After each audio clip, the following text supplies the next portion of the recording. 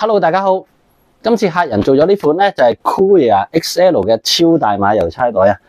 咁客人已經同我哋訂第3個呢個郵差袋噶啦。咁睇下佢有咩改進先。同樣啦，一個加厚嘅肩線喺前面啦。呢個 Cobra Buckle 啦，非常硬淨啊。同埋咧，佢有快拆功能，一拆就開啦。然後咧，一推翻落去咧，就即刻收緊啦。然後我哋用咗個橙色嘅扣啦，襯翻啦。前邊呢度白色穿咗個繩嘅，又係我哋自己手織嘅。OK， 咁同樣啦，一個快拆嘅功能啦。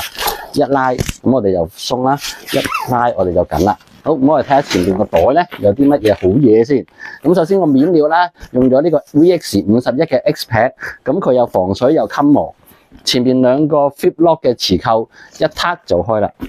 然後我哋打開個袋裏邊，咁客人做咗一個好大嘅前袋，然後有 Molly 可以掛好多嘢出邊啦。一個防水拉鏈嘅前袋，入邊2個細格，仲有個鎖匙扣添。然後我哋再嚟呢度裏邊咯，一個可以開到好深嘅前袋啦。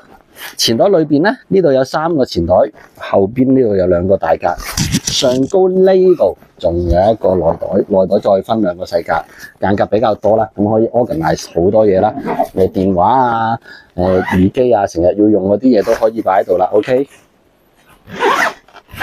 咁我哋再睇下主袋先。咁主袋方面咧，就係一個大嘅勾扣啦。咁你平時有啲嘢驚佢跌出嚟咧，我哋勾住佢啦。好，後邊一個好大嘅網袋，兩邊一個水樽袋，前邊仲有3個有拉鏈袋，咁就間隔非常之多，除有 Molly 可以 move 其他嘢啦。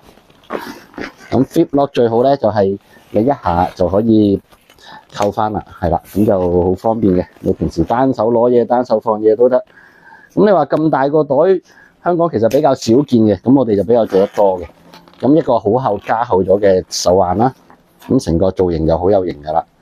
好啦，如果你想訂做你個自己嘅郵差袋，隨時揾我哋，滿足到你。